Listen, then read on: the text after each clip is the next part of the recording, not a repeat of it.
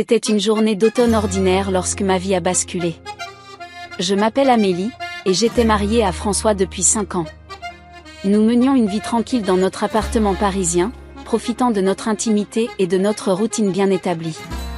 Ce jour-là, alors que je rentrais du travail, je ne me doutais pas que notre équilibre allait être bouleversé.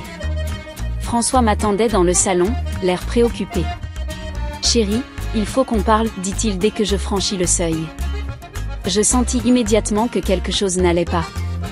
Je m'assis à côté de lui, inquiète. Ma mère a appelé aujourd'hui, commença-t-il. Elle ne va pas bien depuis la mort de papa. Je hochai la tête avec sympathie. La mort de mon beau-père, 3 mois auparavant, avait été un choc pour toute la famille, en particulier pour Marguerite, ma belle-mère. François prit une profonde inspiration avant de continuer. Elle se sent très seule dans sa grande maison. Elle a suggéré, elle aimerait venir vivre avec nous. Je restai sans voix pendant quelques secondes, essayant de digérer cette information. Vivre avec nous? Ici, dans notre appartement, demandai-je, incrédule. François acquiesça. Je sais que c'est soudain, mais elle est vraiment en difficulté. Elle a du mal à gérer la maison toute seule, et je pense qu'être plus proche de nous lui ferait du bien. Je me levai, commençant à faire les 100 pas dans le salon. Notre appartement n'était pas petit, mais il n'était certainement pas conçu pour 3 adultes. Plus important encore, j'aimais notre vie à 2, notre intimité. L'idée d'avoir ma belle-mère constamment présente me mettait mal à l'aise.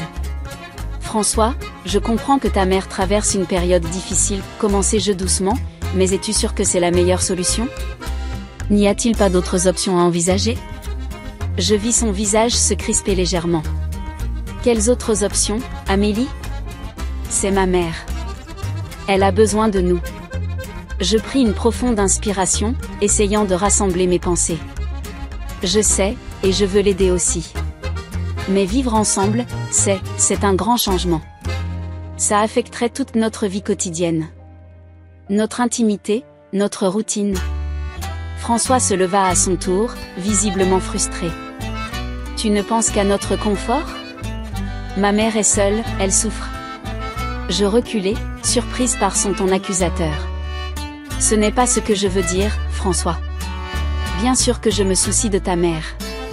Mais c'est une décision importante qui nous affecte tous les deux. On ne devrait pas la prendre à la légère. Nous passâmes les heures suivantes à débattre, parfois calmement, parfois avec plus d'animation. François insistait sur le fait que c'était notre devoir d'aider sa mère, tandis que j'essayais d'exprimer mes inquiétudes sur l'impact que cela aurait sur notre couple. Finalement, épuisé, je dis, écoute, François, je comprends ton point de vue. Mais j'ai besoin de temps pour réfléchir à tout ça. C'est une décision importante, et je ne veux pas la prendre sous le coup de l'émotion. François soupira, mais acquiesça. D'accord. Prends le temps qu'il te faut. Mais n'oublie pas que ma mère attend une réponse. Les jours suivants furent tendus. Je pouvais sentir le regard de François sur moi, attendant ma décision. Je passais de longues heures à réfléchir, pesant le pour et le contre. J'aimais Marguerite, vraiment. Elle avait toujours été gentille avec moi, m'accueillant dans la famille à bras ouverts. Mais l'idée de partager notre espace quotidien avec elle me mettait mal à l'aise. Une semaine après la proposition initiale, je pris ma décision. Le cœur lourd, je m'approchai de François qui lisait dans le salon. J'ai beaucoup réfléchi, commençai-je. Il leva les yeux de son livre, attentif. Je comprends que ta mère traverse une période difficile, et je veux l'aider. Mais je ne pense pas que vivre avec nous soit la meilleure solution. Je vis son visage se décomposer, mais je continuai avant qu'il ne puisse m'interrompre. Ce n'est pas que je ne veux pas l'aider. Mais je pense qu'il y a d'autres moyens de le faire. Peut-être pourrions-nous l'aider à trouver un appartement plus petit près de chez nous? Ou engager quelqu'un pour l'aider à la maison? François resta silencieux pendant un long moment. Quand il parla enfin, sa voix était froide. Je vois. Tu as pris ta décision. François, s'il te plaît, comprends-moi. Ce n'est pas contre ta mère. C'est juste que... Il leva la main pour m'interrompre. Non, j'ai compris. Tu préfères ton confort à l'aide dont ma mère a besoin. C'est clair. Ces mots me blessèrent profondément. Ce n'est pas juste, François.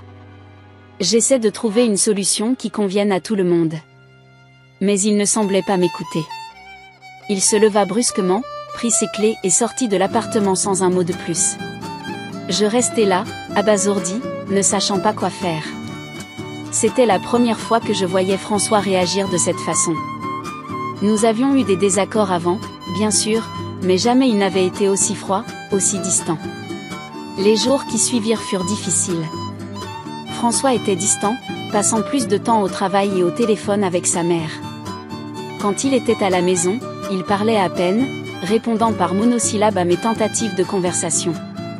Je commençais à douter de ma décision. Avais-je été égoïste? Aurais-je dû accepter la proposition pour le bien de la famille?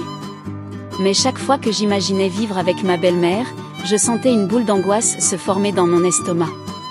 Un soir, alors que nous dînions en silence, je tentai une nouvelle approche. François, je sais que tu es déçu par ma décision. Mais ne pourrions-nous pas en discuter calmement? Trouver un compromis? Il leva les yeux de son assiette, son regard dur. Un compromis? Ma mère a besoin d'aide, Amélie. Ce n'est pas quelque chose qu'on peut négocier. Je sentis les larmes me monter aux yeux. Je veux l'aider aussi, François. Mais je pense qu'il y a d'autres moyens de le faire sans bouleverser complètement notre vie. Il secoua la tête, repoussant son assiette. Tu ne comprends pas. C'est ma famille. Et moi, demandai-je doucement. Ne suis-je pas aussi ta famille? Il ne répondit pas, se levant simplement de table et quittant la pièce. Je restai seule, me demandant comment nous en étions arrivés là. Les semaines qui suivirent furent un calvaire. L'homme que j'avais épousé, celui qui riait avec moi, qui me soutenait dans les moments difficiles, semblait avoir disparu. À sa place, il y avait cet étranger froid et distant. Je commençais à me demander si j'avais vraiment pris la bonne décision. Mais chaque fois que je pensais céder, accepter que Marguerite vienne vivre avec nous, je sentais que je trahirais une partie de moi-même. Un mois après ma décision, alors que je rentrais du travail, je trouvais François en train de faire sa valise. Mon cœur s'arrêta. « Que fais-tu » demandai-je, la voix tremblante. Il leva à peine les yeux. « Je vais passer quelques jours chez ma mère. Elle a besoin de moi. » Je restai là, impuissante, le regardant préparer ses affaires. Quand il passa devant moi pour sortir, je tentai une dernière fois, « François, s'il te plaît, parlons-en. » Il s'arrêta un instant, me regardant enfin dans les yeux. « Il n'y a plus rien à dire, Amélie. Tu as fait ton choix. » Et sur ces mots, il partit, me laissant seule dans notre appartement soudain trop grand, me demandant comment une simple proposition avait pu détruire 5 ans de mariage. Les jours qui suivirent le départ de François furent les plus longs de ma vie. Notre appartement, autrefois chaleureux et accueillant, semblait maintenant froid et vide. Chaque objet, chaque photo me rappelait le bonheur que nous avions partagé et qui semblait maintenant si lointain. Au début, je pensais que François reviendrait après quelques jours, que sa colère s'apaiserait et que nous pourrions avoir une conversation rationnelle. Mais les jours devinrent des semaines, et la distance entre nous ne cessait de grandir. Quand François revint finalement à la maison, ce n'était plus le même homme. Il était distant, froid, presque un étranger. Nos conversations, autrefois animées et joyeuses, se réduisaient maintenant à des échanges brefs et formels. « Comment s'est passée ta journée » demandai-je un soir, essayant désespérément de renouer le dialogue. « Bien » répondit-il sèchement, sans même lever les yeux de son téléphone. Je sentis mon cœur se serrer. « François, on ne peut pas continuer comme ça. Il faut qu'on parle. » Il soupira, posant enfin son téléphone. « Parler de quoi, Amélie ? Tu as été claire. Ma mère n'est pas la bienvenue ici. » Ces mots me blessèrent profondément. Ce n'est pas ce que j'ai dit. J'ai simplement suggéré que nous trouvions une autre solution pour l'aider. François se leva brusquement. Une autre solution ? Ma mère a besoin de nous, de sa famille. Mais apparemment, pour toi, la famille n'a pas d'importance. Avant que je puisse répondre, il quitta la pièce, me laissant seule avec mes pensées et mes doutes. Les semaines suivantes furent un cauchemar. François passait de plus en plus de temps au travail, rentrant tard le soir et partant tôt le matin. Quand il était à la maison, il était constamment au téléphone avec sa mère, parlant à voix basse comme s'il ne voulait pas que j'entende. Un soir, alors que je préparais le dîner, j'entendis François parler dans la chambre. Sa voix était basse, mais je pouvais distinguer la tension dans son ton. « Oui, maman, je sais. » Non, elle n'a pas changé d'avis. Je ne sais pas quoi faire. Mon cœur se serra. Je savais que la situation était difficile pour lui aussi, tiraillé entre sa mère et moi. Mais je ne pouvais m'empêcher de ressentir de la colère et de la frustration. Pourquoi ne pouvait-il pas comprendre mon point de vue? Les jours passaient, et l'atmosphère à la maison devenait de plus en plus étouffante. Chaque fois que j'essayais d'aborder le sujet, François se fermait ou trouvait une excuse pour quitter l'appartement. Je me sentais de plus en plus isolée, comme si je vivais avec un fantôme de l'homme que j'avais épousé. Un samedi matin, alors que je prenais mon petit déjeuner seul, François était déjà parti faire des courses, mon téléphone sonna. C'était Sophie, ma meilleure amie. « Amélie? Ça va? Je n'ai pas eu de tes nouvelles depuis des semaines. » J'hésitai un moment, puis tout sortit d'un coup. Je lui racontai tout, la proposition de Marguerite, ma décision, la réaction de François, la tension insupportable à la maison. « Oh, ma chérie, dit Sophie doucement quand j'eus fini.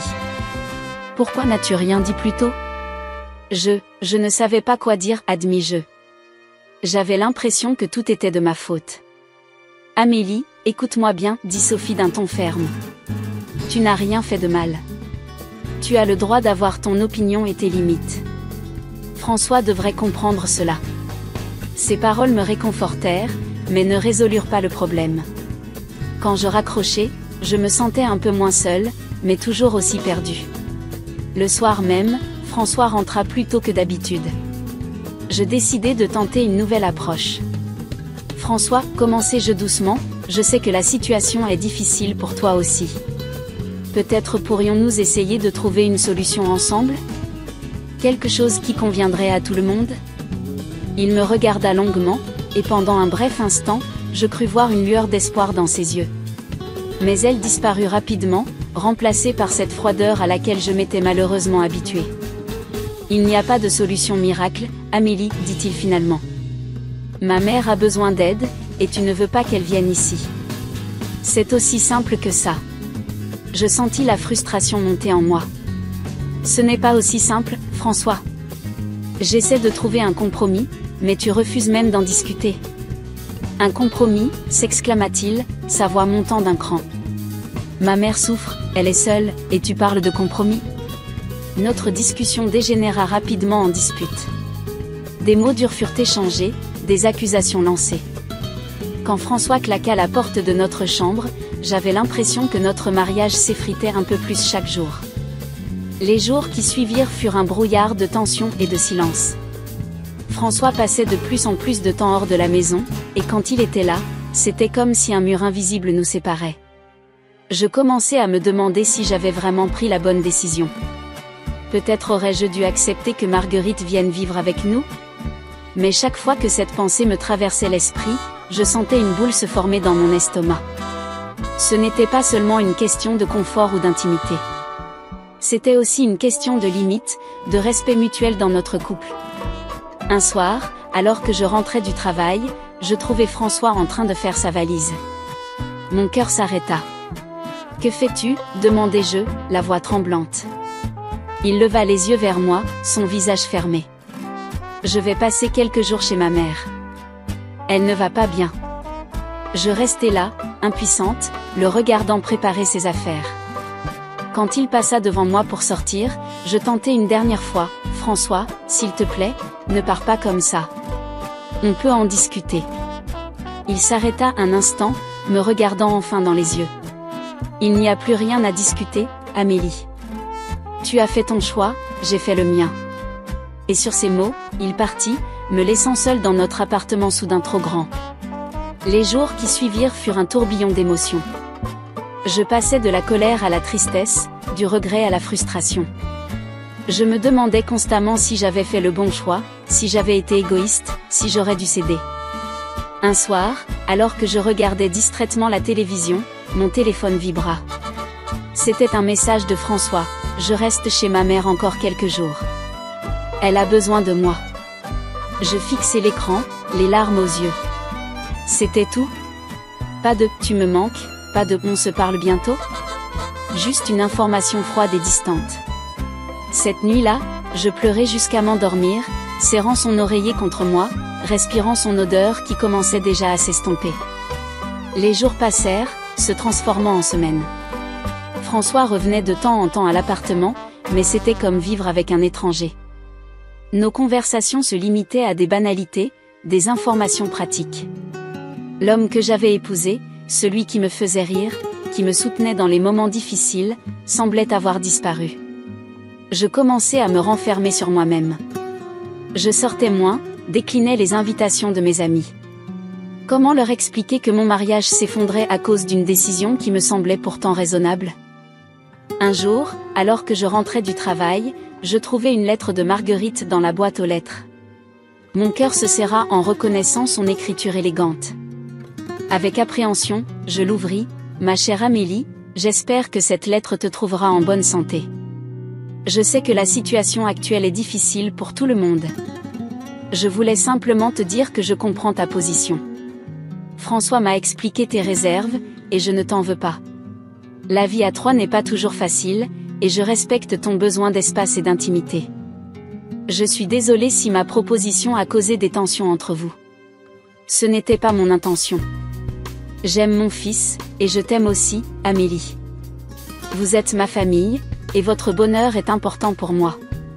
Peut-être pourrions-nous en discuter tous ensemble, calmement? Je suis sûre qu'il y a une solution qui conviendrait à tout le monde. Avec tout mon amour, Marguerite. Je relus la lettre plusieurs fois, les larmes aux yeux.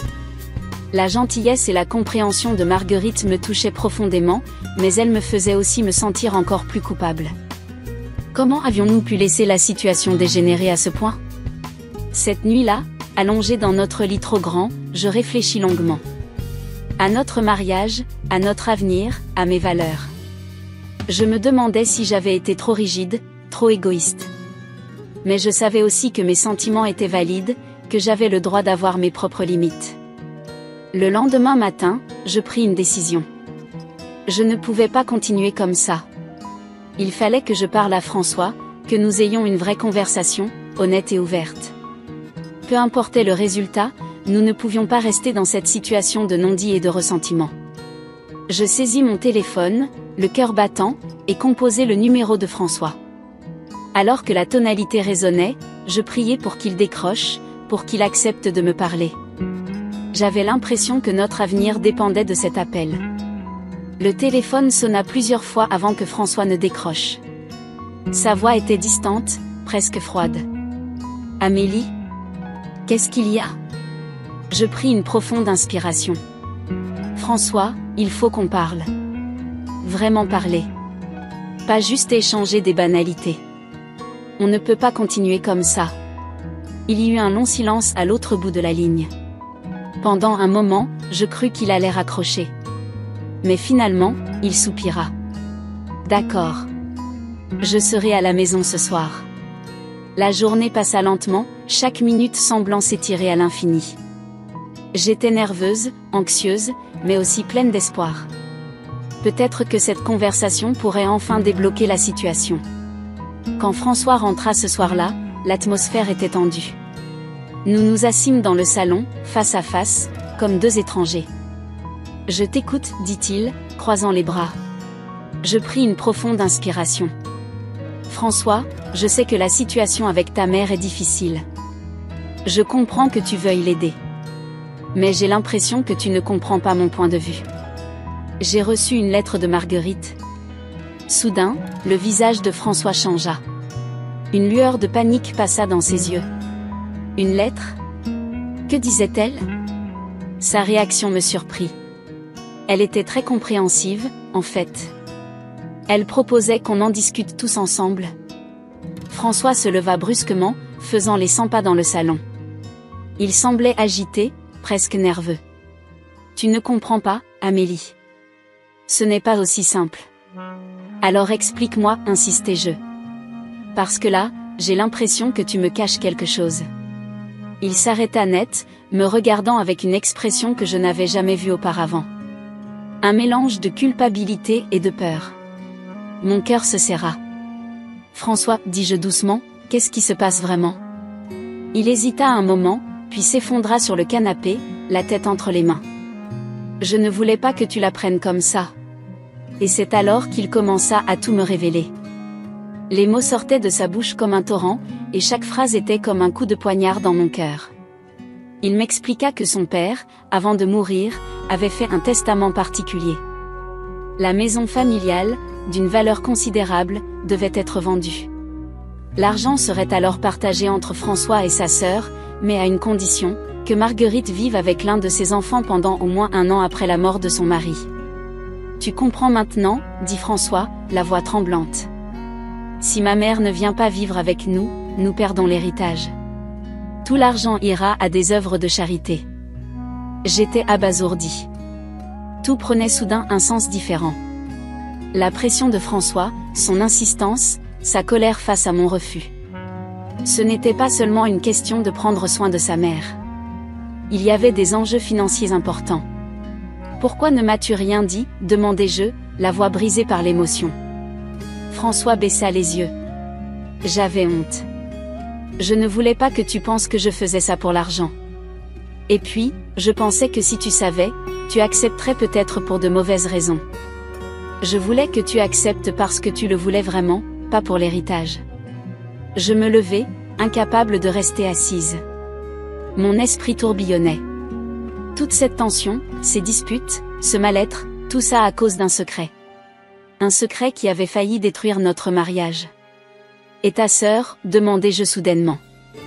Elle ne peut pas accueillir ta mère? François secoua la tête.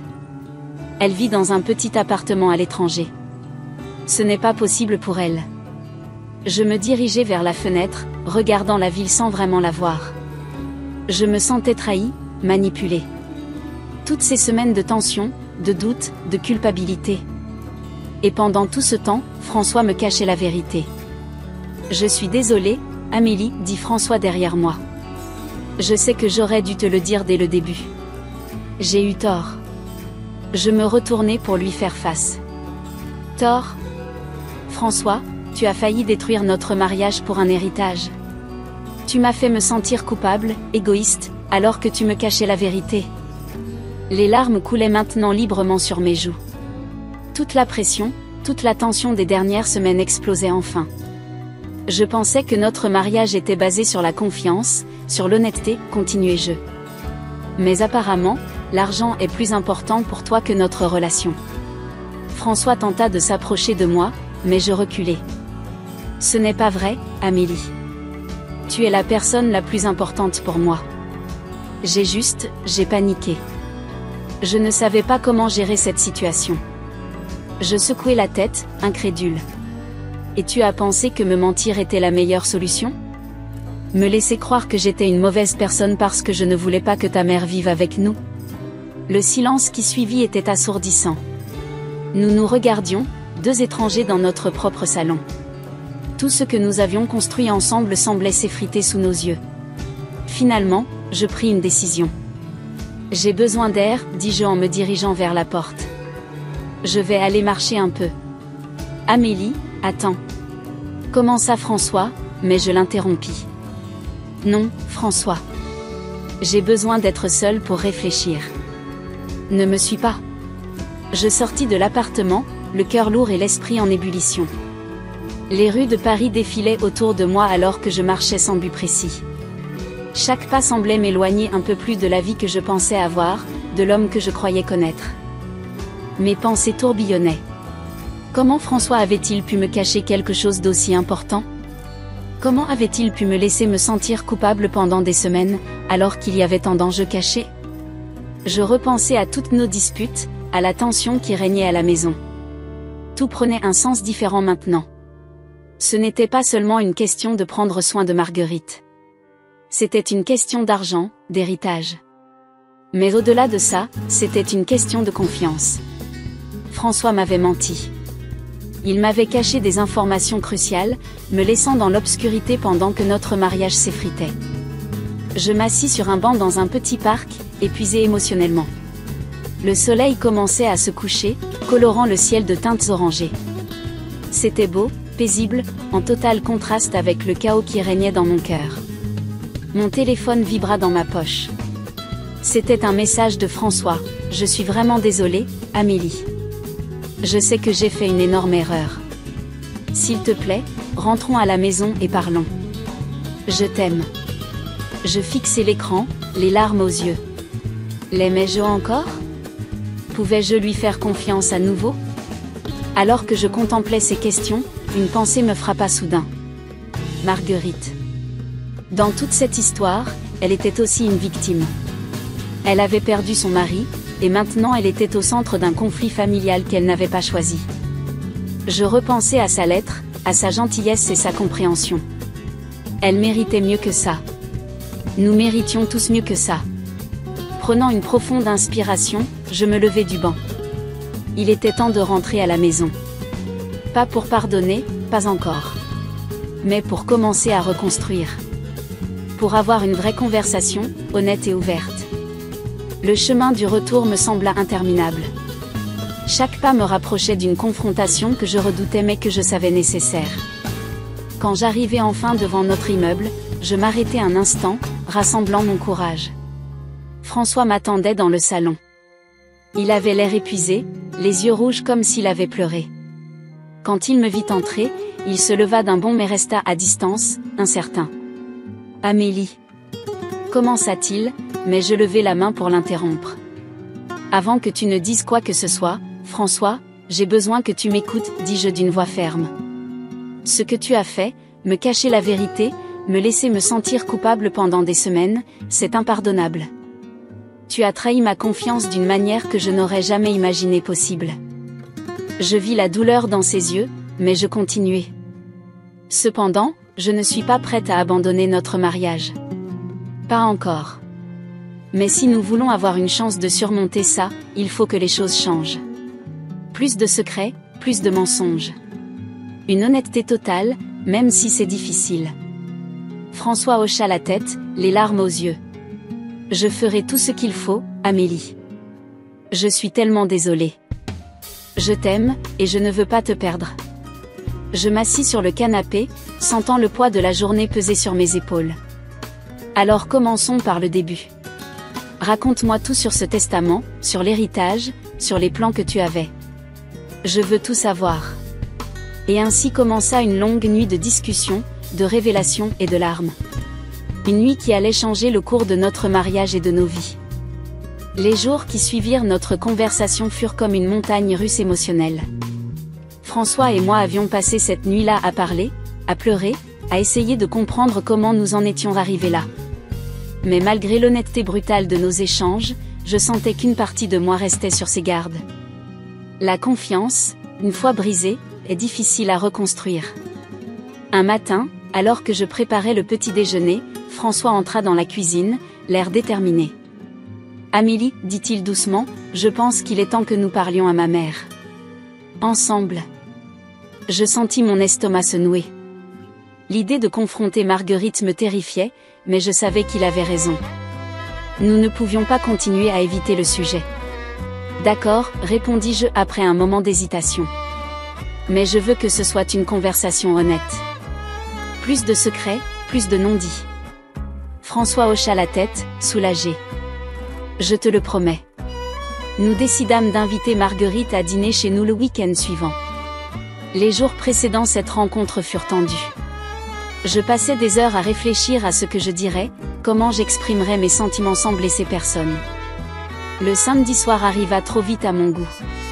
Quand la sonnette retentit, mon cœur fit un bond dans ma poitrine. François alla ouvrir, et j'entendis la voix douce de Marguerite dans l'entrée. « Bonsoir, ma chérie, dit-elle en m'embrassant. Son parfum familier m'enveloppa, me rappelant des souvenirs plus heureux. « Merci de m'avoir invité. » Nous nous installâmes dans le salon, un silence gêné planant sur nous. François servit des apéritifs, ses mains tremblant légèrement alors qu'il remplissait les verres. « Maman, commença-t-il finalement, il faut qu'on parle de quelque chose d'important. » Marguerite nous regarda tour à tour, son visage se crispant légèrement. Je suppose que c'est à propos de ma proposition de venir vivre avec vous. Je pris une profonde inspiration. En partie, oui. Mais il y a plus que ça. Et ainsi commença une conversation qui allait changer le cours de nos vies. François expliqua à sa mère que j'étais maintenant au courant du testament de son père et des conditions de l'héritage. Le visage de Marguerite passa de la surprise à la honte. « Oh, mes chéris, dit-elle doucement, je suis tellement désolée. Je n'ai jamais voulu être un fardeau ou une source de conflit pour vous. » Je sentis les larmes me monter aux yeux. « Marguerite, vous n'êtes pas un fardeau. C'est juste que, cette situation est compliquée. » Nous passâmes les heures suivantes à discuter ouvertement, à partager nos craintes, nos espoirs, nos frustrations. Marguerite nous expliqua qu'elle se sentait seule dans sa grande maison, mais qu'elle ne voulait pas imposer sa présence. « J'aime mon indépendance, admit-elle, mais l'idée de vieillir seule me terrifie. » Je comprenais son point de vue, et pour la première fois, je me mis vraiment à sa place. Perdre son mari, faire face à une maison vide, s'inquiéter pour l'avenir. Ce n'était pas facile. François, de son côté, exprima sa culpabilité d'avoir gardé le secret de l'héritage. « Je pensais bien faire, dit-il, la voix brisée. Mais j'ai failli tout détruire. » Au fur et à mesure que la soirée avançait, je sentais que quelque chose changeait en moi. La colère et la frustration que j'avais ressenties ces dernières semaines commençaient à s'estomper, remplacées par une compréhension plus profonde de la situation. Vers minuit, épuisés émotionnellement mais soulagés d'avoir enfin tout mis sur la table, nous décidâmes d'aller nous coucher. Marguerite resta dans notre chambre d'amis, et François et moi nous retrouvâmes seuls dans notre chambre. « Ça s'est bien passé, non ? demanda-t-il doucement, s'asseyant sur le bord du lit. Je hochai la tête, m'asseyant à côté de lui. Mieux que je ne l'espérais. Mais François, on a encore beaucoup de choses à régler. Il prit ma main dans la sienne. Je sais. Mais au moins maintenant, on peut le faire ensemble, en toute honnêteté. Cette nuit-là, allongée dans notre lit, je réfléchis longuement à notre situation. Je pensais à Marguerite, seule dans sa grande maison. Je pensais à François, tiraillé entre son amour pour moi et son devoir envers sa mère. Et je pensais à moi-même, à mes propres peurs et désirs. Le lendemain matin, alors que nous prenions le petit déjeuner tous les trois, je pris une décision. Une décision qui allait changer nos vies à tous. J'ai beaucoup réfléchi, commençai-je, attirant l'attention de François et Marguerite. Et je pense avoir trouvé une solution qui pourrait convenir à tout le monde. Ils me regardèrent, intrigués. Marguerite, je sais que vous vous sentez seule dans votre grande maison. Et François, je sais que tu t'inquiètes pour ta mère. Quant à moi, j'aime notre vie ici, notre intimité. Alors voilà ce que je propose, et si nous cherchions un appartement plus grand ? Un endroit avec 2 unités séparées, mais connectées ? Le silence qui suivit ma proposition était assourdissant. François me regardait avec un mélange de surprise et d'espoir, tandis que Marguerite semblait réfléchir intensément. « Tu veux dire, comme une maison avec un appartement indépendant ?» demanda François. Je hochai la tête. Exactement. Ainsi, Marguerite aurait son propre espace, mais serait proche de nous. Nous pourrions dîner ensemble quand nous le souhaitons, mais chacun aurait aussi son intimité. Marguerite prit ma main dans la sienne. « Ma chérie, c'est une idée merveilleuse. Mais êtes-vous sûre ? Je ne veux pas bouleverser votre vie. » Je serrai sa main en retour. « Marguerite, vous faites partie de notre famille. Et les familles se soutiennent mutuellement. Ce ne sera pas toujours facile, mais je pense que ça pourrait fonctionner. » François se leva et vint nous enlacer toutes les deux. « Je ne sais pas quoi dire, murmura-t-il, la voix chargée d'émotion. « Merci, Amélie. Merci d'être si compréhensive. » Les semaines qui suivirent furent un tourbillon d'activités. Nous commençâmes à chercher la propriété parfaite, visitant des maisons et des appartements à travers Paris. Ce n'était pas facile de trouver exactement ce que nous cherchions, mais nous étions déterminés. Pendant ce temps, François et moi travaillions dur pour reconstruire notre relation. Les blessures causées par ces mensonges ne guériraient pas du jour au lendemain, mais chaque conversation honnête, chaque moment de vulnérabilité partagé nous rapprochait un peu plus. Un soir, alors que nous rentrions d'une visite particulièrement prometteuse, François s'arrêta soudainement au milieu du salon. « Amélie, dit-il doucement, je sais que je t'ai déçue, que j'ai trahi ta confiance. Mais je veux que tu saches à quel point je suis reconnaissant pour tout ce que tu fais. Tu as pris une situation difficile et tu en as fait quelque chose de beau. » Je sentis les larmes me monter aux yeux. « François, ce n'est pas facile. J'ai encore des moments de doute, des moments où je me demande si nous faisons le bon choix. Mais je sais une chose, je t'aime. Et je veux que ça marche. » Il me prit dans ses bras, me serrant fort contre lui. « Je t'aime aussi, Amélie. Plus que tout. Et je te promets que je passerai le reste de ma vie à mériter ta confiance. » Finalement, après des mois de recherche, nous trouvâmes la propriété parfaite. Une belle maison avec un appartement indépendant au rez-de-chaussée. Le jour du déménagement arriva, et alors que nous emballions nos affaires, je ne pouvais m'empêcher de ressentir un mélange d'excitation et d'appréhension. Marguerite, qui nous aidait à emballer, s'approcha de moi avec une petite boîte. « Ma chérie, dit-elle doucement, je voulais te donner ceci. » J'ouvris la boîte pour y découvrir un magnifique bracelet en argent. « C'était à ma grand-mère, expliqua Marguerite. Elle me l'a donné le jour de mon mariage, en me disant que l'amour véritable nécessite du courage et de la compassion. Je pense que tu incarnes ces qualités, Amélie. » Les larmes aux yeux, j'enlaçai Marguerite. « Merci, murmurai-je. Pour tout. » Ce soir-là, alors que nous nous installions dans notre nouvelle maison, François, Marguerite et moi partageâmes un dîner sur la terrasse. En regardant les deux personnes assises à mes côtés, je réalisais que malgré toutes les difficultés, malgré les mensonges et les secrets, nous avions réussi à créer quelque chose de beau. Ce n'était pas la vie que j'avais imaginée, mais c'était une vie remplie d'amour, de compréhension et de croissance. Et alors que le soleil se couchait sur notre nouvelle vie, je sus que nous avions pris la bonne décision. Les mois qui suivirent notre emménagement furent une période d'ajustement et d'apprentissage pour nous tous. Vivre à proximité de Marguerite tout en maintenant notre indépendance s'avéra être un défi plus grand que je ne l'avais imaginé. Il y avait des moments de tension, des malentendus, et parfois, je me demandais si nous avions pris la bonne décision. Un matin, alors que je prenais mon café sur la terrasse commune, Marguerite me rejoignit. Je pouvais sentir qu'elle avait quelque chose à me dire. « Amélie, ma chérie, commença-t-elle doucement, je sais que ce n'est pas toujours facile. Je voulais te remercier pour ta patience et ta gentillesse. » Je la regardai, surprise par sa franchise. « Marguerite, c'est normal. Nous sommes une famille. » Elle prit ma main dans la sienne. « Oui, nous le sommes. Et c'est pourquoi je pense qu'il est temps pour moi de voir un thérapeute. Le deuil de ton beau-père, je réalise que je ne l'ai jamais vraiment surmonté. » Cette conversation fut un tournant. Voir Marguerite prendre l'initiative de travailler sur elle-même m'inspira à faire de même. Je décidai de commencer une thérapie, non seulement pour gérer les changements dans ma vie, mais aussi pour travailler sur la confiance brisée dans mon mariage. Les séances de thérapie furent difficiles au début. Parler de mes sentiments, de mes peurs, de ma colère envers François n'était pas facile. Mais au fil des semaines, je commençais à voir les choses différemment.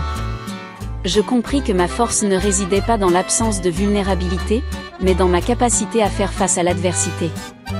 Un soir, après une séance particulièrement intense, je rentrai à la maison pour trouver François qui m'attendait avec un dîner aux chandelles.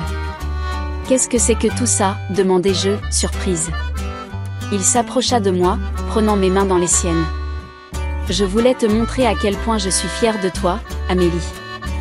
Je vois tous les efforts que tu fais, tout le travail que tu accomplis sur toi-même.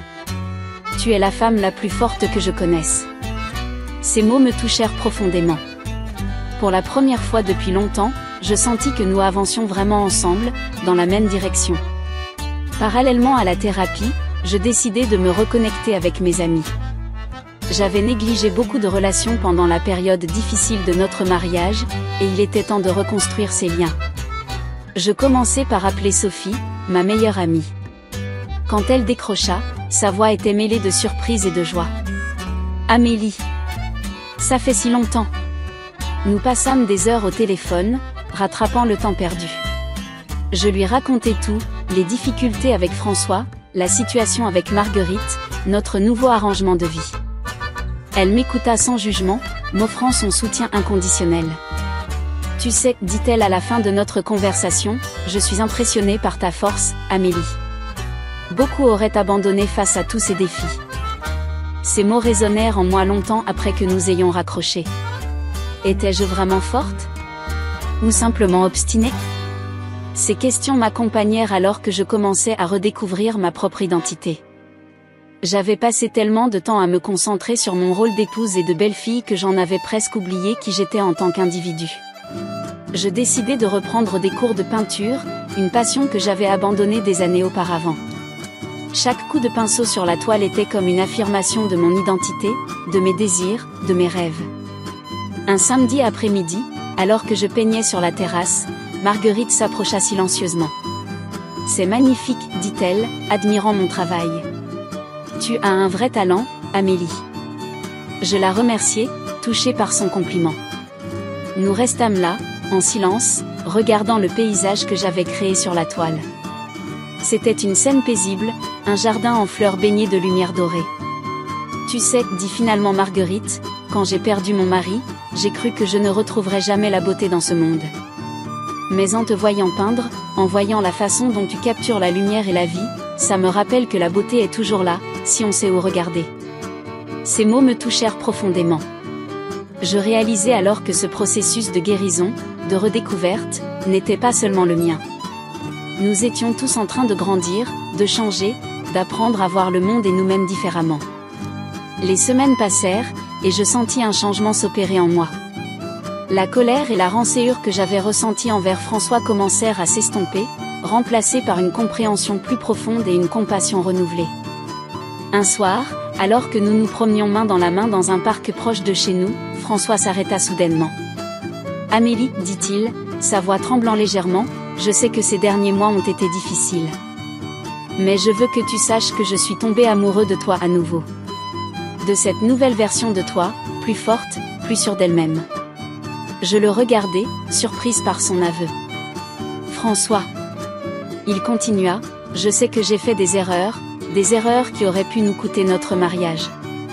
Mais te voir grandir, t'épanouir malgré tout, ça m'inspire à être un meilleur homme, un meilleur mari. » Les larmes aux yeux, je l'enlaçai fort.